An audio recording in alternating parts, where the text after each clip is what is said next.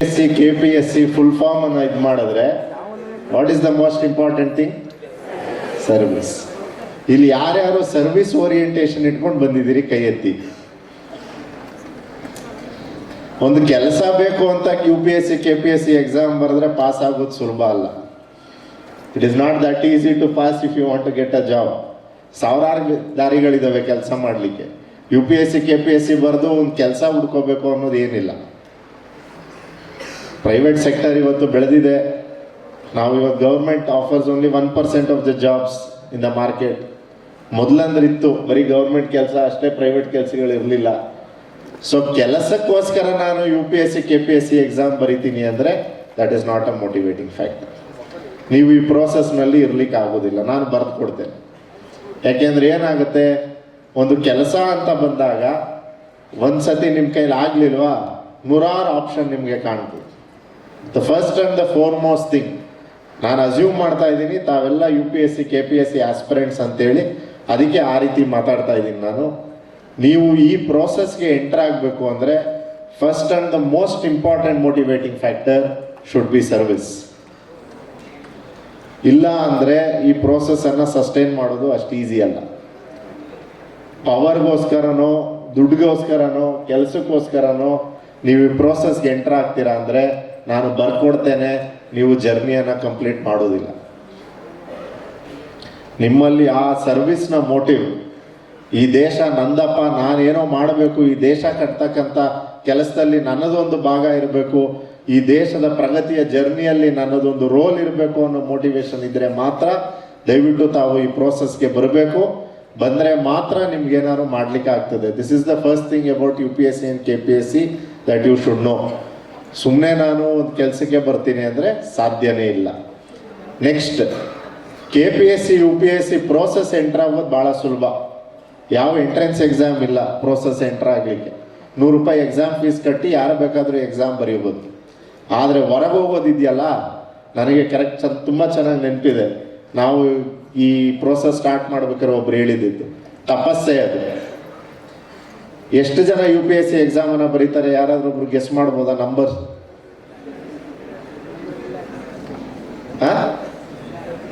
ಎಷ್ಟು? On an average 8 to 10 lakh people apply every year for UPSC. ಪ್ರಿಲಿಮ್ಸ್ಗೆ 5 ರಿಂದ 6 ಲಕ್ಷ ಜನ ಬರ್ತಾರೆ. ಮೇನ್ಸ್ಗೆ ಎಷ್ಟು ಜನ ಸೆಲೆಕ್ಟ್ ಆಗ್ತಾರೆ? ಎಷ್ಟು ಜನ? 7,000 to 8,000 ಪೀಪಲ್. ಇಂಟರ್ವ್ಯೂಗೆ ಎಷ್ಟು ಜನ?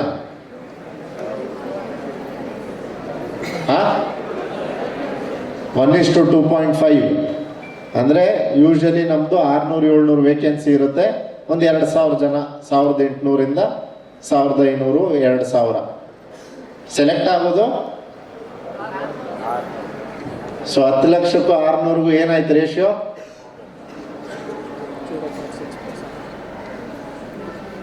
ಏನಾಯ್ತು ratio? It is 0.001 somewhere like that ಅಲ್ಲ ರೇಷಿಯೋ. ಸೊ ಎಂಟ್ರ್ ಆಗೋದು ಭಾಳ ಸುಲಭ, ಎಕ್ಸಿಟ್ ಆಗೋದು ಭಾಳ ಕಷ್ಟ. ಸೊ ಆದ್ದರಿಂದ ಈಗ ಯಾರ್ಯಾರು ಎಂಟ್ರ್ ಆಗ್ತಿದ್ದೀರಿ, ನಾನು ಅಸ್ಯೂಮ್ ಮಾಡ್ತಿದ್ದೀನಿ ಎಲ್ಲರೂ ನಾವು ಎಕ್ಸಿಟ್ ಆಗಬೇಕು ಅಂದರೆ ಏನು? ಈಗ ನಾನು ಪಾಸ್ ಆಗಿದ್ದೀನಿ ಅಂದಮೇಲೆ ಇಲ್ಲಿರೋರು ಎಲ್ಲರೂ ಪಾಸ್ ಆಗ್ಬೋದು. ನನಗೂ ನಿಮಗೂ ಏನು ದೊಡ್ಡ ಡಿಫ್ರೆನ್ಸ್ ಇಲ್ವಲ್ಲ. ನಾನು ನೀವು ಓದಿರೋ ಸೈನ್ಸು ಹಿಸ್ಟ್ರಿನೇ ಓದ್ಕೊಂಡು ಬಂದಿರತಕ್ಕಂಥದ್ದು, ನೀವೂ ಅದನ್ನೇ ಓದ್ತಾ ಇರ್ತಕ್ಕಂಥದ್ದು.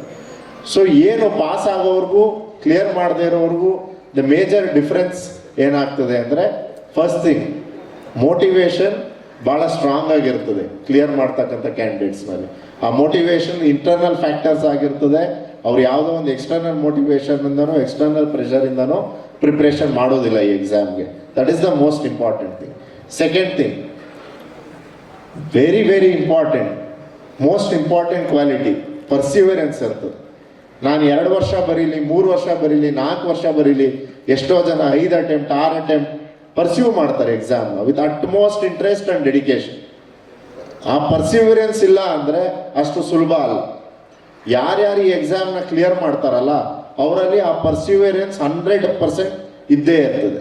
ಈಗ ನಾವು ಹೇಳಿದ್ವಿ 10 ಲಕ್ಷ ಜನ 6,000 ಜನ ಇವೆಲ್ಲ ನಿಜ ಹೇಳಬೇಕು ಅಂದರೆ 10 ಲಕ್ಷ ಜನ ಅಪ್ಲೈ ಮಾಡೋದ್ರಲ್ಲಿ ಒಂದು 25,000ದಿಂದ 30,000 ಜನ ಅಷ್ಟೇ ಆ ಪರ್ಸಿವಿಯರೆನ್ಸ್ ಇಂದ ರಿಯಲ್ ಆಗಿ ಆಸ್ಪಿರೆಂಟ್ಸ್ ಆಗಿ ಅಟೆಂಪ್ಟ್ ಮಾಡೋದು. ನಿಮ್ಮ ಕಾಂಪಿಟೇಷನ್ ಇರೋದು ಆ 30,000 ಜನ ಜೊತೆನೆ.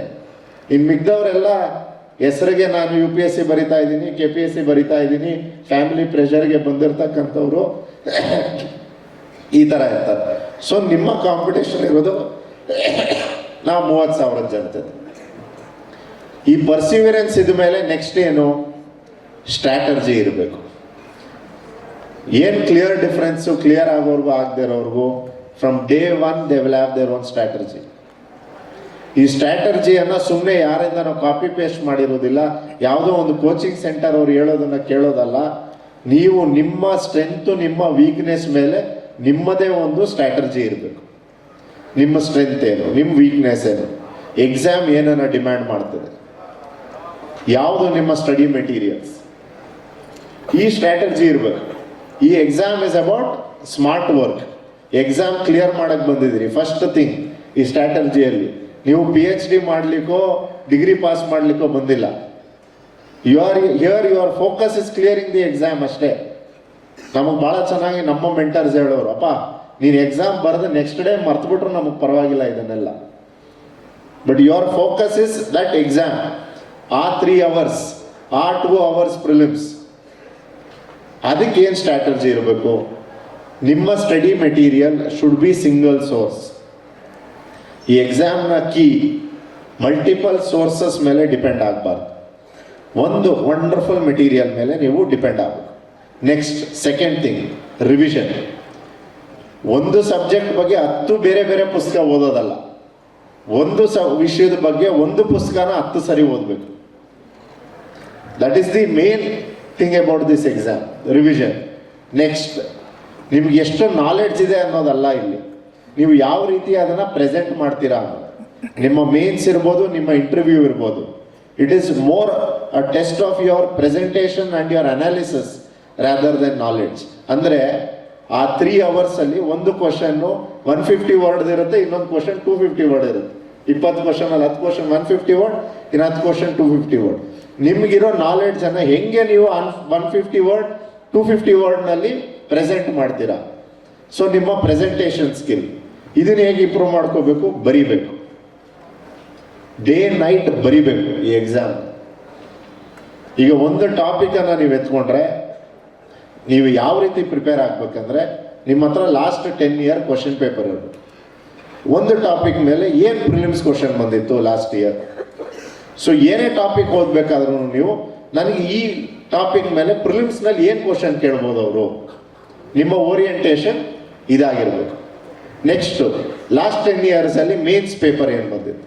ಸೊ ಈ ಟಾಪಿಕ್ ಮೇಲೆ 250 ವರ್ಡ್ ನಾನು ಆನ್ಸರ್ ಬರೀಬೇಕು ಅಂದರೆ ನಾನು ಹೆಂಗೆ ಬರೀತೀನಿ?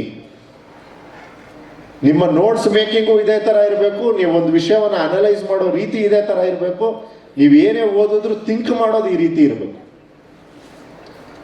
ಯಾವುದೇ ಟಾಪಿಕ್ ಬಗ್ಗೆ ನೀವು ಓದಿರಬೇಕಂದ್ರೆ ನಾನು ನಿಮ್ಮನ್ನು ಕೇಳಿದ್ರೆ you should be able to write 150 word 250 word, ಯಾವ ರೀತಿ ನೀವು ಆ ಟಾಪಿಕ್ ಬಗ್ಗೆ ಅನಾಲಿಸಿಸ್ ಮಾಡಿ ಬರೀತೀರಾ. ನೆಕ್ಸ್ಟ್, ಎಲ್ಲ 50,000 ಜನ 30,000 ಜನ ಏನು ನೀವು ಕಾಂಪೀಟ್ ಮಾಡ್ತಿರ್ತೀರಿ, ಅವ್ರಿಗಿನ ಒಂಚೂರು ಯೂನಿಕ್ ಆಗಿರ್ಬೇಕಲ್ಲ ಟು ಸ್ಟ್ಯಾಂಡ್ ಔಟ್. ಒಂದು ಎವ್ಯಾಲ್ಯೂಯೇಷನ್ ಆಗಬೇಕಾದ್ರೆ ಮೀನ್ಸ್ ಪೇಪರು, ನಿಮ್ಮ ಪೇಪರ್ ಸ್ಟ್ಯಾಂಡ್ ಔಟ್ ಆಗಬೇಕಂದ್ರೆ ಆ ಯೂನಿಕ್ ಫ್ಯಾಕ್ಟರನ್ನು ಹೆಂಗೆ ತರೋದು? ಅದು ಈ ನ್ಯೂಸ್ ಪೇಪರ್ಸ್ ಇರ್ಬೋದು, ರಿಯಲ್ ಲೈಫ್ ಎಕ್ಸಾಂಪಲ್ಸ್ ಇರ್ಬೋದು, ಅನೆಕ್ಡೋಟ್ಸ್ ಇರ್ಬೋದು, ಈ ರೀತಿ ಒಂದು ಆನ್ಸರನ್ನು ಹೆಂಗೆ ನಾನು ಯೂನಿಕ್ ಮಾಡ್ಬೋದು.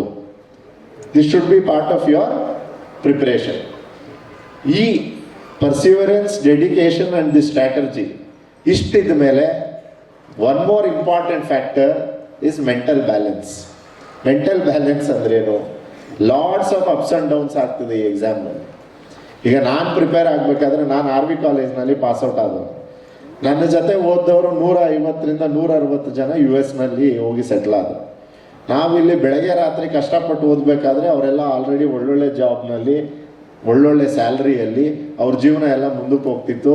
ನಾವಿಲ್ಲಿನ ಬೆಳಗ್ಗೆ ರಾತ್ರಿ ಅದೇ ಪುಸ್ತಕ ತಿರುವಾಗ್ತಾ ಇದ್ವಿ. ಸೊ ನಿಮಗೆ ಮೆಂಟಲಿ ಭಾಳ ಚಾಲೆಂಜ್ ಆಗ್ತಾ ಬರ್ತದೆ. ಯಾಕಪ್ಪ ನಾನು ಈ ಪ್ರೋಸೆಸ್ಸಲ್ಲಿ ಇರಬೇಕು, ಅವರೆಲ್ಲ ಭಾಳ ಚೆನ್ನಾಗಿದ್ದಾರೆ, ನಮಗಿನ್ನ ಬೇರೆ ಒಳ್ಳೆ ಆಪರ್ಚುನಿಟೀಸ್ ಸಿಗ್ತಿತ್ತು. ಆಮೇಲೆ ಪ್ರತಿಯೊಬ್ಬರಿಗೂ ಸಕ್ಸಸ್ ಭಾಳ ಸುಲಭವಾಗಿ ಸಿಗೋದಿಲ್ಲ ಎಕ್ಸಾಮ್. ನಾನು ಭಾಳ ಲಕ್ಕಿ ಇದ್ದೆ, ನನಗೆ ಭಾಳ ಬೇಗ ಅಟೆಂಪ್ಟ್ಸ್ನಲ್ಲೇ ನಾನು IPS ಆಗಿಬಿಟ್ಟೆ. ಅದಾದಮೇಲೆ ನಾನು IAS ಆದೆ. ನನ್ನಷ್ಟೇ ಎಫರ್ಟ್ ಆಗಿದವರು ಪಾಪ ನನ್ನ ಜೊತೆ ಕೂತು ಓದ್ದವರು 5 ಇಂಟರ್ವ್ಯೂ 6 ಇಂಟರ್ವ್ಯೂ ಕೊಟ್ಟವ್ರ ಕೈಲಿ ಆಗ್ತಾ ಇರಲಿಲ್ಲ. ಬಟ್ ಸಬ್ಸಿಕ್ವೆಂಟ್ಲಿ ಅವರೆಲ್ಲ ಕ್ಲಿಯರ್ ಆದರು. ಬಟ್ ಆ ups and downs, when everybody else's life around you is moving forward, ನೀವು ಅಲ್ಲೇ ಕೂತು ಆ ಸ್ಟ್ರಾಂಗ್ ಮೋಟಿವೇಶನ್ ಇಟ್ಕೊಂಡು ಪ್ರಿಪೇರ್ ಆಗಲಿಕ್ಕೆ ಆ ಮೆಂಟಲ್ ಬ್ಯಾಲೆನ್ಸ್ ಇರಬೇಕು, ಆ ಕರೇಜ್ ಇರಬೇಕು. ಆ ರಿಸ್ಕ್ ಟೇಕಿಂಗ್ ಕರೇಜ್ ಇಲ್ಲ ಅಂದರೆ ನೀವು ಈ ಪ್ರೋಸೆಸ್ಸನ್ನು ಗೋ ಥ್ರೂ ಮಾಡಲಿಕ್ಕೆ ಆಗೋದಿಲ್ಲ. Most courageous people only can go through this process and get through. ಈಗ ಭೈರಪ್ಪ ಸರ್ ಮಾತಾಡ್ತಾ ಅದೇ ಹೇಳ್ತಾ ಇದ್ರು, ಅವರು 15 ಬ್ಯಾಚ್ನಲ್ಲಿ IRS, 16 ಬ್ಯಾಚ್ನಲ್ಲಿ ಫಾರಿನ್ ಸರ್ವಿಸು, ಮತ್ತೆ 20 ಬ್ಯಾಚ್ನಲ್ಲಿ ಇಂಟರ್ವ್ಯೂ ಕೊಟ್ಟು 5-6 ವರ್ಷ ಒಂದೇ ಪ್ರೋಸೆಸ್ಗೆ ಡೆಡಿಕೇಟೆಡ್ ಆಗಿರೋದಿದೆಯಲ್ಲ, that takes lot of courage. So next quality ನಿಮ್ಮಲ್ಲಿ ನೀವು ಇಂಬೈವ್ ಮಾಡ್ಕೋಬೇಕಾಗಿರೋದು courage. These are all the main qualities. Next, coaching ಬೇಕಾ ಬೇಡವಾ, ಇದು ನಿಮ್ಮ ಪರ್ಸನಲ್ ಚಾಯ್ಸ್. ನನ್ನನ್ನು ಕೇಳಿದ್ರೆ there is advantage in taking coaching, there are some disadvantages. Self ಪ್ರಿಪ್ರೇಷನಲ್ಲೂ ಅಡ್ವಾಂಟೇಜಸ್ ಇರ್ತವೆ, ಡಿಸ್ಅಡ್ವಾಂಟೇಜ್ ಇರ್ತದೆ. ಅದು ಇಂಡಿವಿಜುವಲ್ ಸ್ಪೆಸಿಫಿಕ್. ನಿಮ್ಮ ಫೈನಾನ್ಷಿಯಲ್ ಸ್ಟೇಟಸ್ ಇರ್ಬೋದು, ತಮ್ಮ ಫ್ಯಾಮಿಲಿ ಸ್ಟೇಟಸ್ ಇರ್ಬೋದು, ಅದನ್ನೆಲ್ಲ ನೀವು ನೋಡಿ ನಿಮಗೆ ಕೋಚಿಂಗ್ ನಿಮ್ಗೆ ಅಫೋರ್ಡ್ ಮಾಡಲಿಕ್ಕೆ ಆದರೆ ನೀವು ತಗೋಬೋದು. ಇಲ್ಲದೇ ಇದ್ದರೆ you can still prepare through self preparation. ಏನು ಇವತ್ತಿನ ಯೂಟ್ಯೂಬು, ಇವತ್ತು ಇರ್ತಕ್ಕಂಥ ಸ್ಟಡಿ ಮೆಟೀರಿಯಲ್ ಆಕ್ಸೆಸಿಬಿಲಿಟಿಯಲ್ಲಿ ಕೋಚಿಂಗ್ ಹೋಗೋವ್ರಿಗೂ ಹೋಗದೇ ಇರೋವ್ರಿಗೂ ಭಾಳ ಏನು ಡಿಫರೆನ್ಸ್ ಆಗೋದಿಲ್ಲ. Because all the materials are available in the market. Next most important aspect of this thing is your optional paper. UPSCಯಲ್ಲಿ ತಮ್ಮೆಲ್ಲರಿಗೂ ತಿಳಿದಿರೋ ಹಾಗೆ ನಾನು ಅಸ್ಯೂಮ್ ಮಾಡ್ಕೋತಾ ಇದ್ದೀನಿ, ತಮ್ಗೆಲ್ರಿಗೂ ಗೊತ್ತಿದೆ ಅಂತೇಳಿ, ಪ್ರಿಲಿಮ್ಸ್ 2 ಪೇಪರ್ ಇರ್ತದೆ. GS ಜನರಲ್ ಸ್ಟಡೀಸ್ ಪೇಪರ್, ಇನ್ನೊಂದು ಆಪ್ಟಿಟ್ಯೂಡ್ ಪೇಪರ್. ಮೇನ್ಸ್ನಲ್ಲಿ ಎಷ್ಟು ಪೇಪರ್ ಇರುತ್ತೆ? 9 papers. 2 language paper which are qualifying, 4 general studies paper, 1 essay, 2 ನಿಮ್ಮ ಆಪ್ಷನಲ್. ಒಂದು ಆಪ್ಷನಲ್ ಸಬ್ಜೆಕ್ಟ್ ಮೇಲೆ 2 ಪೇಪರ್ ಇರುತ್ತೆ. ಮೋರ್ ಆರ್ ಲೆಸ್ ನಿಮ್ಮ optional paper decides a lot about your standing in the exam. ಯಾವ ನೀವು ಆಪ್ಷನಲನ್ನು choose ಮಾಡ್ತೀರಿ, ಯಾವ ರೀತಿ ನೀವು ಆಪ್ಷನಲ್ ಪ್ರಿಪೇರ್ ಆಗಿ ಸ್ಕೋರ್ ಮಾಡ್ತೀರಿ ಅನ್ನೋದು. ಯಾಕೆ ಅಂದರೆ ಅಲ್ಲೇ ನಿಮಗೆ ಮೇಜರ್ ಮಾರ್ಕ್ಸ್ ಬರ್ತಕ್ಕಂಥದ್ದು. ಆದ್ದರಿಂದ ತಮ್ಮ ಆಪ್ಷನಲನ್ನು ಸೆಲೆಕ್ಟ್ ಮಾಡೋದ್ರಲ್ಲಿ ಭಾಳ ತಾವು ಕೇರ್ಫುಲ್ ಆಗಿರಬೇಕು. ನನ್ನ ಅಡ್ವೈಸ್ ಏನು ಅಂದರೆ, ನೀವು ಎಲ್ಲ ಆಪ್ಷನಲ್ ಬಗ್ಗೆ ಅಟ್ಲೀಸ್ಟ್ ಒಂದು 2 ಅವರ್ ಓರಿಯೆಂಟೇಷನ್ ಲೆಕ್ಚರ್ಸನ್ನು ನೋಡಿ. ಯೂಟ್ಯೂಬ್ನಲ್ಲೆಲ್ಲ ಅವೈಲೇಬಲ್ ಇದೆ. ಆ ಓರಿಯೆಂಟೇಷನ್ ಲೆಕ್ಚರ್ಸನ್ನು ನೋಡಿದ್ಮೇಲೆ ಏನು ಪ್ರೀವಿಯಸ್ ಇಯರ್ ಕ್ವಶನ್ ಪೇಪರ್ಸ್ ಇದ್ದಾವೆ, ಸ್ಟಡಿ ಮೆಟೀರಿಯಲ್ ಇದೆ, ಆ್ಯಂಡ್ ಅವೈಲೇಬಲ್ ಮಾರ್ಕೆಟ್ನಲ್ಲಿ ಇರ್ತಕ್ಕಂಥ ಮೆಟೀರಿಯಲ್ ಸೋರ್ಸಸ್ ಆಪ್ಷನಲ್ ಮೇಲೆ ನೀವು ಅದನ್ನೆಲ್ಲ ನೋಡಿದ್ಮೇಲೆ ಆ ಕ್ವಶನ್ಗೆ ನೀವು ಕ್ವಶನ್ಸನ್ನ ನೋಡಿದ್ಮೇಲೆ ಪ್ರೀವಿಯಸ್ ಇಯರ್ದು ನಿಮಗೆ ಓಕೆ ಈ ಕ್ವಶನನ್ನು ನಾನು ಎಷ್ಟು ಕಾನ್ಫಿಡೆಂಟಾಗಿ ಆನ್ಸರ್ ಮಾಡಬಲ್ಲೆ ಅನ್ನೋ ಫ್ಯಾಕ್ಟರ್ ಮೇಲೆ ನೀವು ನಿಮ್ಮ ಆಪ್ಷನಲನ್ನು ಸೆಲೆಕ್ಟ್ ಮಾಡಬೇಕು. ಅದರಲ್ಲಿ ಫಸ್ಟು ನಿಮ್ಮ ಇಂಟ್ರೆಸ್ಟ್ ಇರಬೇಕು ಆಪ್ಷನಲ್ ಮೇಲೆ. ನೆಕ್ಸ್ಟು ಆಪ್ಷನಲ್ ಬಗ್ಗೆ ಮೆಟೀರಿಯಲ್ ಆ್ಯಂಡ್ ಸೋರ್ಸಸ್ ಅವೈಲೇಬಲ್ ಇರಬೇಕು. Third, of course previous year paper question papers ನೋಡಿದಾಗ ನಿಮ್ಗೆ ಅದ್ರನ್ನ ಆನ್ಸರ್ ಮಾಡ್ಲಿಕ್ಕೆ ಆಗ್ತದಾ ಇಲ್ವಾ ಅನ್ನೋ ಒಂದು ಬೇಸಿಕ್ ಇದಿರ್ಬೇಕು. ಈ 3 ಫ್ಯಾಕ್ಟರ್ಸನ್ನು ಇಟ್ಟು ಫಸ್ಟು ಈ ಪ್ರಿಪ್ರೇಷನ್ ಸ್ಟಾರ್ಟ್ ಮಾಡ್ಬೇಕಾದ್ರೆ ತಮ್ಮ first step should be first select your optional. ಎಷ್ಟೋ ಜನ ಆಪ್ಷನಲನ್ನು ನಾವು GS ಆದಮೇಲೆ ಸೆಲೆಕ್ಟ್ ಮಾಡ್ತೀವಿ. No, first thing should be optional selection. Next, ನಿಮ್ಮ prelims and mains preparation should go parallel. 2 ಒಟ್ಟಿಗೆನೇ ಮಾಡಬೇಕು. ನಾನು ಪ್ರಿಲಿಮ್ಸ್ ಪಾಸ್ ಆದಮೇಲೆ ಮೇನ್ಸ್ಗೆ ಓದ್ತೀನಿ, ಇನ್ನೊಂದು ವರ್ಷ ವೇಸ್ಟ್ ಮಾಡ್ತೀರಾ, ಆಗೋದಿಲ್ಲ. ಮೇನ್ಸ್ ಆ್ಯಂಡ್ ಪ್ರಿಲಿಮ್ಸ್ ಪ್ರಿಪ್ರೇಷನ್ ಒಟ್ಟಿಗೆ ಆಗಬೇಕು. ಇಂಟರ್ವ್ಯೂ ಮೇನ್ಸ್ ಪಾಸ್ ಆದಮೇಲೆ ಪ್ರಿಪೇರ್ ಆಗಬೇಕು. ನನಗೆ ಎಷ್ಟೋ ಜನ ಆಸ್ಪಿರೆಂಟ್ಸ್, ಸರ್ ನಾನು ಇಂಟರ್ವ್ಯೂ ಪ್ರಿಪೇರ್ ಆಗ್ತಾ ಇದ್ದೀನಿ ಸರ್, ಈಗ ಪ್ರಿಲಿಮ್ಸ್ ಕ್ಲಿಯರ್ ಆಗಿಲ್ಲ ನಂದು, ಇಂಟರ್ವ್ಯೂ ಪ್ರಿಪೇರ್ ಆಗಿಬಿಡ್ತೀನಿ ನಾನು. ಅಪ್ಪ ಫಸ್ಟ್ ಮೇನ್ಸ್ ಪಾಸ್ ಆಗ್ರಪ್ಪ, ಆಮೇಲೆ ಇಂಟರ್ವ್ಯೂ ಪ್ರಿಪ್ರೇಷನ್ ಅವಶ್ಯಕತೆನೇ ಇರೋದಿಲ್ಲ. ಈಗ ಈ ಸೋಷಿಯಲ್ ಮೀಡಿಯಾದೆಲ್ಲ ಇಂಟರ್ವ್ಯೂಗಳದ್ದು ರೀಲ್ಸ್ ನೋಡಿ ಜನಕ್ಕೆ UPSC ಅಂದರೆ ನಾವು ಇಂಟರ್ವ್ಯೂ ಪ್ರಿಪೇರ್ ಆದರೆ ಸಾಕು ಅನ್ನೋ ಮನೋಭಾವ ಬಂದ್ಬಿಟ್ಟಿದೆ. Interview place a role but very limited role. So first your preparation should be for prelims and mains. Next, ನೀವು ಎಷ್ಟಾಗುತ್ತಷ್ಟು ಮಾಕ್ ಪೇಪರ್ಸನ್ನು ಬರೀಬೇಕು. ನಾನು ನನ್ನ ಎಕ್ಸಾಮ್ ಟೈಮ್ನಲ್ಲಿ ಒಂದು 100 ಪ್ರಿಲಿಮ್ಸ್ ಮಾಕ್ ಪೇಪರ್ ಬರೆದಿದ್ದೆ. ಅದರಲ್ಲಿ ಒಂದು 30-40 ಎಕ್ಸಾಮ್ ಅಟ್ಮಾಸ್ಫಿಯರಲ್ಲಿ ಬರೆದಿದ್ದೆ. ನನ್ನ ಥಿಂಕಿಂಗ್ ಏನಿತ್ತಂದರೆ 100 ನಾನು ಪ್ರಿಲಿಮ್ಸ್ ಪೇಪರನ್ನು ಬರೆದ್ರೆ 10,000 ಕ್ವಶನ್ ಅಟೆಂಡ್ ಮಾಡ್ತೀನಿ. ಇನ್ನು ಮೇನ್ ಎಕ್ಸಾಂಪಲ್ ಬರೋ 100 ಕ್ವಶನ್ ಇದ್ರ ಸಬ್ಸೆಟ್ಟೇ ಇರಬೇಕಲ್ಲ, ಇಲ್ಲ ಇದು ಕೇಳಿರೋದು ಏನೋ ಒಂದೇ ಅಲ್ಲಿ ಬರಬೇಕು ಅಂತಕ್ಕಂಥದ್ದು. ಸೊ ನಾನು ಭಾಳ ಈಸಿಂದ ಪ್ರಿಲಿಮ್ಸನ್ನು ಕ್ಲಿಯರ್ ಮಾಡ್ತಾ ಇದ್ದೆ, ಬಿಕಾಸ್ ನಾನು ಅಷ್ಟು ಪ್ರಾಕ್ಟೀಸನ್ನು ಮಾಡ್ತಾ ಇದ್ದೆ ಪ್ರಿಲಿಮ್ಸ್ ಮಾಕ್ ಪೇಪರ್ಸನ್ನು. ತುಂಬ ಜನ ಫ್ರಮ್ ನಾನ್ ಇಂಜಿನಿಯರಿಂಗ್ ಬ್ಯಾಕ್ಗ್ರೌಂಡ್ ಬರೋರಿಗೆ CSAT ಭಾಳ ಕಷ್ಟ ಆಗಿದೆ ಇವಾಗ. CSAT ಕ್ವಾಲಿಟಿಯನ್ನು ಕೂಡ ಭಾಳ ಟಫ್ ಮಾಡ್ತಾ ಹೋಗ್ತಾ ಇದ್ದಾರೆ UPSC ಅವರು, KPSC ಅವರು ಅಷ್ಟೇ. ಈ KPSCನೂ ಆಲ್ಮೋಸ್ಟ್ UPSC ಸ್ಟ್ಯಾಂಡರ್ಡ್ ಪೇಪರನ್ನೇ ಸೆಟ್ ಆಗೋದ್ರಿಂದ ನಿಮಗೆ CSATನಲ್ಲಿ 33% is the qualifying marks. Around 67 ಮಾರ್ಕ್ಸನ್ನು ತಾವು ತಗೋಬೇಕಾಗ್ತದೆ. ನೆಗೆಟಿವ್ ಮಾರ್ಕಿಂಗು ಇರೋದ್ರಿಂದ ಭಾಳಷ್ಟು ಜನಕ್ಕೆ CSATನಲ್ಲಿ ಪ್ರಿಲಿಮ್ಸ್ ಕ್ಲಿಯರ್ ಆಗಿದ್ರು ಜನರಲ್ ಸ್ಟಡೀಸ್ ಪೇಪರ್ನಲ್ಲಿ CSATನಲ್ಲಿ ಅವರು ಫೇಲ್ ಆಗ್ತಾ ಇದ್ದಾರೆ. ಇದು ಎಸ್ಪೆಷಲಿ ನಾನ್ ಇಂಜಿನಿಯರಿಂಗ್ ಬ್ಯಾಕ್ಗ್ರೌಂಡ್ ಅವರಿಗೆ. ದಯವಿಟ್ಟು CSATನ್ನು ಲೈಟಾಗಿ ತಗೋಬೇಡಿ. ಎಸ್ಪೆಷಲಿ ಯಾರು ನಾವು ಸ್ವಲ್ಪ ಕನ್ನಡ ಮೀಡಿಯಂ ಸ್ಕೂಲಿಂದ ಓದಿರ್ತೀವಿ, ಅಲ್ಲಿ ಇಂಗ್ಲೀಷ್ ಕಾಂಪ್ರಹೆನ್ಷನ್ಸು ಸ್ವಲ್ಪ ಕಷ್ಟ ಆಗ್ಬೋದು. ಸೊ ಏನೇ ಇದ್ರೂ ನಾವು ಭಾಳ ಸ್ಟಾರ್ಟಿಂಗ್ನಿಂದನೇ ಅದಕ್ಕೇನು ಡ್ಯೂ ಇಂಪಾರ್ಟೆನ್ಸ್ ಕೊಡಬೇಕು ನೀವು ಕೊಟ್ಟು at least ½ an hour to 1 hour every day practice ಮಾಡ್ಕೊಂಡು ಬಂದರೆ 100% ತಾವು CSATನ್ನು ಕೂಡ ಕ್ಲಿಯರ್ ಆಗ್ಬೋದು. CSATನಲ್ಲೂ ಅಗೇನ್ ಸ್ಟ್ರಾಟರ್ಜಿ ಇರಬೇಕು. ನೀವು ಮ್ಯಾಥ್ಸಲ್ಲಿ ಸ್ಟ್ರಾಂಗ್ ಇದ್ದರೆ ಮ್ಯಾಥ್ಸ್ನಲ್ಲಿ ನೀವು ಪ್ರಿಪೇರ್ ಆಗಬೇಕು. ನೀವು ಇಂಗ್ಲೀಷ್ನಲ್ಲಿ ಸ್ಟ್ರಾಂಗ್ ಇದ್ದರೆ ಇಂಗ್ಲೀಷಲ್ಲಿ ಪ್ರಿಪೇರ್ ಆಗಬೇಕು. ಒಟ್ಟಲ್ಲಿ ಒಂದು ಸ್ಟ್ರಾಟರ್ಜಿ ಇದ್ದು 67 ಮಾರ್ಕ್ಸ್ ನಾನು ತಗೊಳ್ಳೋದು ಹೆಂಗಪ್ಪ ಅನ್ನೋ ಸ್ಟ್ರಾಟರ್ಜಿ ತಮ್ಮ ಹತ್ರ ಇರಬೇಕು. Next mains. ಪ್ರಿಲಿಮ್ಸ್ಗೂ ಮೇನ್ಸ್ಗೂ ಇವಾಗ UPSC ಗ್ಯಾಪನ್ನು ಕಡಿಮೆ ಮಾಡ್ತಾ ಬರ್ತಾ ಇದ್ದಾರೆ. ಮೊದಲು 120 ಡೇಸ್ ಇರ್ತಾ ಇತ್ತು, ಈಗ ನಾವು ಬರೋ ಟೈಮ್ಗೆ 90 ಡೇಸ್ ಆಯಿತು. ಈಗ 60 ಡೇಸ್ಗೆ ತರಬೇಕು ಅಂಥೇಳಿ UPSCಯಲ್ಲಿ ಡಿಸ್ಕಷನ್ ನಡೀತಾ ಇದೆ ಅಂಥೇಳಿ ಈಗ ಆಲ್ಮೋಸ್ಟ್ ಅದನ್ನು 60 ಡೇಸಿಗೆ ತರ್ತಿದ್ದಾರೆ. ಅಂದರೆ ನಿಮ್ಮ ಪ್ರಿಲಿಮ್ಸ್ಗೂ ಮೇನ್ಸ್ಗೂ, ಪ್ರಿಲಿಮ್ಸ್ 20 ಡೇಸ್ಗೆ ರಿಸಲ್ಟ್ ಬರ್ತದೆ, ಅದಾಗಿದೆ 1.5 ಮಂತ್ಸ್ಗೆ ನೀವು ಮೇನ್ಸ್ ಕೊಡಬೇಕಾಗತ್ತೆ. ಟೈಮ್ ಭಾಳ ಕಡಿಮೆ ಇರುತ್ತೆ. ಸೊ ವೆರಿ ಇಂಪಾರ್ಟೆಂಟ್, ನಿಮ್ಮ ಹತ್ರ ರೆಡಿ ಮೆಟೀರಿಯಲ್ ಇರಬೇಕು ಟಾಪಿಕ್ ವೈಸ್ ಸಿಲೆಬಸ್ನಲ್ಲಿ. ಈ ಎಂಟೈರ್ ಎಕ್ಸಾಮ್ನಲ್ಲಿ ನಿಮಗೆ UPSC ಸಿಲೆಬಸ್ ಕಾಪಿ ಏನಿರುತ್ತೆ ಅದೇ ನಿಮ್ಮ ಕುರಾನ್, ಅದೇ ನಿಮ್ಮ ಬೈಬಲ್, ಅದೇ ನಿಮ್ಮ ಭಗವದ್ಗೀತೆ. ಅದರಲ್ಲಿರ್ತಕ್ಕಂಥ ಪ್ರತಿ ವರ್ಡ್ ಮೇಲೆ ನಿಮ್ಮ ಹತ್ರ 250 ವರ್ಡ್ to 300 ವರ್ಡ್ ಒಂದು ನೋಟ್ಸ್ ಇರಬೇಕು. ನೋಟ್ಸ್ ಮಾಡಿ ನೀವು ನೀಟಾಗಿ ಇಟ್ಕೊಂಡ್ರೆ ಏನಾಗುತ್ತೆ, ಪ್ರತಿ ಪೇಪರ್ಗೆ ನಿಮ್ಮ ಹತ್ರ ಒಂದು 200-250 ಪೇಜು 300 ಪೇಜ್ದು ನೀವು ಸೆಲ್ಫ್ ಮೇಡ್ ಒಂದು ನೋಟ್ಸ್ ಇರುತ್ತೆ. ಪ್ರಿಲಿಮ್ಸ್ ಟು ಮೇನ್ಸ್ ಏನು ಮಾಡಬೇಕು, ನೀವು ಅದನ್ನು 10 times to 20 times ರಿವೈಸ್ ಮಾಡಬೇಕು. ಎವ್ರಿ ಡೇ ಅಟ್ಲೀಸ್ಟ್ 2-3 ಆನ್ಸರ್ಸ್ ಬರೀಬೇಕು. ಎಷ್ಟಾಗುತ್ತೆ ಅಷ್ಟು ಮಾಕ್ ಪೇಪರ್ಸನ್ನು ಬರೀಬೇಕು. ಮಾಕ್ ಪೇಪರ್ಸ್ ಯಾಕೆ ಬರೀಬೇಕು, ನೀವು ದಿನಕ್ಕೆ 6 hours ಎಕ್ಸಾಮನ್ನು ಬರೀತೀರಿ. ಫೈನಲ್ ಎಕ್ಸಾಮ್ನಲ್ಲಿ 6 hours 20 ಕ್ವಶನ್ಸ್ ಸುಲಭದ ಮಾತಲ್ಲ. ನೀವು 2 ಕ್ವಶನನ್ನು ಮಿಸ್ ಮಾಡಿದ್ರೆ per paper you are out of the race. ಯಾವುದೋ ಒಂದು ಪೇಪರ್ನಲ್ಲಿ 1 ಕ್ವಶನ್ ಮಿಸ್ ಮಾಡಿದ್ರೆ ನಿಮಗೆ ಸಿಗಬೇಕಾಗಿರೋ ಸರ್ವಿಸ್ ಬಿಟ್ಟು ಬೇರೆ ಯಾವುದೋ ಸರ್ವಿಸ್ ಸಿಗುತ್ತೆ. ಆದ್ದರಿಂದ ಟೈಮ್ ಮೇಂಟೆನೆನ್ಸ್ ನೀವು ಕಲಿಬೇಕು ಅಂದರೆ, ಪ್ರೆಸೆಂಟೇಷನ್ ಕಲಿಬೇಕು ಅಂದರೆ ಎಷ್ಟಾಗತ್ತಷ್ಟೇ ಮಾರ್ಕನ್ನು ಬರಿಬೇಕಾಗ್ತದೆ. ಸೊ ಮೇನ್ಸ್ಗೆ ಆದಷ್ಟು ಪ್ರಿಲಿಮ್ಸ್ ಜೊತೆನೆ ನೋಟ್ಸ್ ಮಾಡ್ಕೊಳ್ತಕ್ಕಂಥ ಸ್ಟ್ರಾಟರ್ಜಿಯನ್ನು ದಯವಿಟ್ಟು ನೀವು ಫಾಲೋ ಮಾಡಿ. ಇದು ಬಿಟ್ಟು try to have 1 good mentor during your preparation. ನೀವು ಯಾವುದೇ ಕೋಚಿಂಗ್ ಸೆಂಟರಲ್ಲಿ ಒಂದು ಟೆಸ್ಟ್ ಸೀರೀಸ್ ತೊಗೊಂಡ್ರು, ಇಲ್ಲ ಅಂದ್ರೂ ಯಾವುದೇ ಸರ್ವಿಸ್ ಕ್ಲಿಯರ್ ಮಾಡಿರೋರನ್ನ ನೀವು ಅಪ್ರೋಚ್ ಮಾಡಿದ್ರು ಅವರು ನಿಮಗೆ ಮಾರ್ಗದರ್ಶನ ಕೊಡಲಿಕ್ಕೆ ರೆಡಿ ಇರ್ತಾರೆ. Have 1 good mentor.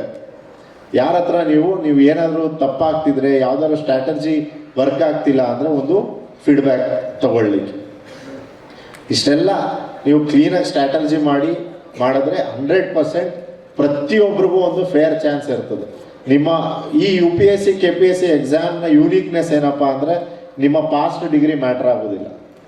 ನೀವು 10th-ಅಲ್ಲಿ 12th-ಅಲ್ಲಿ ಏನು ಮಾರ್ಕ್ಸ್ ತೊಗೊಂಡ್ರಿ ಮ್ಯಾಟ್ರ್ ಆಗೋದಿಲ್ಲ. ನೀವು ಇಂಜಿನಿಯರಿಂಗಲ್ಲೋ ನಿಮ್ಮ ಡಿಗ್ರಿಯಲ್ಲೋ ಏನು ಮಾರ್ಕ್ಸ್ ತೊಗೊಂಡ್ರಿ ಮ್ಯಾಟ್ರ್ ಆಗೋದಿಲ್ಲ. ಇದು ಒಂದು ಫ್ರೆಶ್ ಸ್ಟಾರ್ಟ್.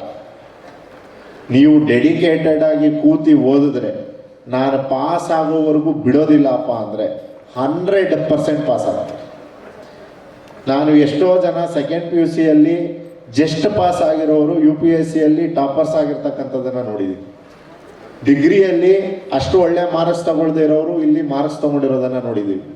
ಸೊ ಇಲ್ಲಿರ್ತಕ್ಕಂಥ ಪ್ರತಿಯೊಬ್ಬರಿಗೂ ಯಾರ್ಯಾರು ಆಸ್ಪಿರೆಂಟ್ಸ್ ಆಗಿ ನಾವು ಈ ಸರ್ವಿಸ್ನ ಜಾಯ್ನ್ ಆಗಬೇಕು ಅಂದ್ಕೊಂಡಿದ್ದೀರಿ, ನಿಮಗೆಲ್ಲ ಇದು ಒಂದು ಫ್ರೆಶ್ ಸ್ಟಾರ್ಟ್. ನಿಮ್ಮ ಪಾಸ್ಟ್, ನಿಮ್ಮ ಹಳೆ ಡಿಗ್ರಿ ಇವೆಲ್ಲವನ್ನು ಮರೆತು ನೀವು ಒಂದು ಡೆಡಿಕೇಶನಿಂದ ಸ್ಟಾರ್ಟ್ ಮಾಡಿ. ಇದೆಲ್ಲ ಪ್ರಿಪ್ರೇಷನ್ನ ಹಿಂದೆ ನೀವು ಯಾಕೆ ಸರ್ವಿಸ್ಗೆ ಜಾಯ್ನ್ ಆಗಬೇಕು? ಇವತ್ತು ನಾವು ನೋಡಿದ್ರೆ 50% of this country is below 35 years. ಅಂದರೆ ಬೈ 2040 ಬೈ ದ ಟೈಮ್ ನೀವೆಲ್ಲ ಸರ್ವಿಸ್ ಜಾಯ್ನ್ ಆಗಿ ಅಷ್ಟೊತ್ತಿಗೆ ನೀವೆಲ್ಲ ಪ್ರಾಬಬ್ಲಿ ಸೆಕ್ರೆಟರಿ ರ್ಯಾಂಕಿಗೆ ಬರ್ತೀರಿ. ಇಲ್ಲಿರೋರು ಯಾರಾದರೂ ಎಕ್ಸಾಮನ್ನು ಈಗ ಕೊಟ್ಟರೆ ಮೋಸ್ಟ್ ಪ್ರಾಬಬ್ಲಿ ಸೆಕ್ರೆಟರಿ ರ್ಯಾಂಕ್ ಇಲ್ಲ ಅಂದ್ರೂ ಕಮಿಷನರ್ ರ್ಯಾಂಕಿಗೆ ಬಂದಿರ್ತೀರಿ. By 2040 1/6 of the world will be Indians. 1/6 of the population ನಾವಾದ್ರೂ ನಮ್ಮ ಒರಿಜಿನ್ ಅವರು ಆಲ್ಮೋಸ್ಟ್ ಅವ್ರ ಲೆಕ್ಕ ತಗೊಂಡ್ರೆ we are almost 30% of the world by then. ನೀವು ಏನು ಪಾಲಿಸಿಯನ್ನು ಮಾಡ್ತೀರಿ, ನೀವು ಏನು ಡಿಸಿಷನ್ಸನ್ನು ತಗೋತೀರಿ ಗೌರ್ಮೆಂಟ್ನಲ್ಲಿದ್ದು, you will be deciding for the world, not just for India. ಇಡೀ ಜಗತ್ತಿಗೆ ಒಂದು ದಾರಿಯನ್ನು ತೋರಿಸ್ತಕ್ಕಂಥ, ಇಡೀ ಜಗತ್ತ ದಿಕ್ಕನ್ನು ಬದಲಾಯಿಸ್ತಕ್ಕಂಥ ಪಾಲಿಸಿಗಳನ್ನು ಮಾಡ್ತಕ್ಕಂಥ ಅವಕಾಶ ತಮ್ಮೆಲ್ಲರಿಗೂ ಸಿಗ್ತದೆ. One of the main reason why you should join the service today is because of that. Because India will lead the world and you will be in the front driving seat of that country if you join this service. ಇವತ್ತು ನೀವು ಅಲ್ಲೆಲ್ಲ ಪುಷ್ಪಾರ್ಚನೆ ಮಾಡಿರ್ತಕ್ಕಂಥದ್ದನ್ನೆಲ್ಲ ನೋಡಿದ್ದೀವಿ. ಏನು ಅವ್ರ ಲೈಫಿಂದ ಅಂಬೇಡ್ಕರ್ ಅವರು ಇರ್ಬೋದು, ಜಗಜೀವನ್ ರಾವ್ ಸಾಹೇಬ್ರು ಇರ್ಬೋದು, ಅವರೆಲ್ಲರ ಬಯೋಗ್ರಫಿಯಿಂದ ಅವ್ರ ಲೈಫಿಂದ ನಾವು ಕಲಿಬೇಕಾಗಿರೋ ಪಾಠ ಏನಪ್ಪ ಅಂದರೆ, ನಮ್ಮೆಲ್ಲರ ಬದುಕು ಒಂದು ಕತೆ. It is a story at the end of the day. ನೀವು ಗೆದ್ದರೆ ನಿಮ್ಮ ಕಥೆಯನ್ನು ಎಲ್ಲರೂ ಕೂತು ಕೇಳ್ತಾರೆ ಅಲ್ವಾ? ಸೋತವರ ಕಥೆಯನ್ನು ಯಾರು ಇಲ್ಲಿ ಕೇಳಲಿಕ್ಕೆ ಸಮಯನೂ ಇಲ್ಲ, ಯಾರು ಆ ಎಫರ್ಟು ಹಾಕ್ಲಿಕ್ಕೆ ಹೋಗೋದಿಲ್ಲ. ಬಟ್ ಅವರ ಸ್ಟೋರಿಯಲ್ಲಿ ಏನಪ್ಪ ಒಂದು ಡಿಫ್ರೆನ್ಸು ಅಂದರೆ, ಅವರ ಕತೆ ಸಮಾಜದ ಕತೆ. ಬರೀ ಅವ್ರ ಕತೆ ಉಳ್ಕೊಳ್ಳಿಲ್ಲ ಅವ್ರ ಕತೆಗಳು. Their story is the story of the society. ಒಬ್ಬ ಸಕ್ಸಸ್ಫುಲ್ ಪರ್ಸನ್ಗೂ ಒಬ್ಬ ಸಿಗ್ನಿಫಿಕೆಂಟ್ ಪರ್ಸನ್ಗೂ ಇರ್ತಕ್ಕಂಥ ವ್ಯತ್ಯಾಸ ಅಂತ. ನೀವು ಸಕ್ಸಸ್ಫುಲ್ ಯಾವ ಫೀಲ್ಡಲ್ಲಿ ಇದ್ರೂ ಆಗ್ಬೋದು, ದುಡ್ಡು ಸಂಪಾದನೆ ಮಾಡ್ಬೋದು, ನಿಮ್ಮ ಕುಟುಂಬವನ್ನು ನೀವು ಬೆಳೆಸ್ಬೋದು, ಸಾಕ್ಬೋದು. ಬಟ್ ಅದರಿಂದ ಏನಾಗುತ್ತೆ ಸಮಾಜಕ್ಕೆ? ಅದರಿಂದ ಏನು ಉಪಯೋಗ ಆಗೋದಿಲ್ಲ. ಆದರೆ ನೀವು ಒಬ್ಬ ಸಕ್ಸಸ್ಫುಲ್ ವ್ಯಕ್ತಿಯಾಗಿ ಸಮಾಜದ ಬಗ್ಗೆ, ನೀವು ಹುಟ್ಟು ಬೆಳೆದ ದೇಶದ ಬಗ್ಗೆ ಒಂದು ಕಾಳಜಿ ಇದ್ದು ಅಲ್ಲಿಗೆ ಏನಾದ್ರು ಒಂದು ಕಾಂಟ್ರಿಬ್ಯೂಟ್ ಮಾಡಿ, ನನ್ನ ಬದುಕಿಂದ 4 ಜನಕ್ಕೆ ಉಪಯೋಗ ಆಗಬೇಕಪ್ಪ ಅನ್ನೋ ಬದುಕನ್ನು ನಡೆಸಿದ್ರೆ ಅವಾಗ ನಿಮ್ಮ ಬದುಕು ಸಿಗ್ನಿಫಿಕೆಂಟ್ ಲೈಫ್ ಆಗ್ತದೆ. ಅವಾಗ ನಿಮ್ಮ ಕತೆಗಳು ಸಮಾಜದ ಕತೆಗಳಾಗ್ತದೆ. ಇಲ್ಲಿ ನೀವು ಯಾರ್ಯಾರು ಕೂತಿದ್ದೀರಿ, ಈ ಸಮಾಜ ನಿಮಗೆಲ್ಲ ಭಾಳಷ್ಟು ಕೊಟ್ಟಿದೆ. ನೀವೆಲ್ಲ ಹಾಸ್ಟೆಲಲ್ಲಿದ್ದೀರಿ.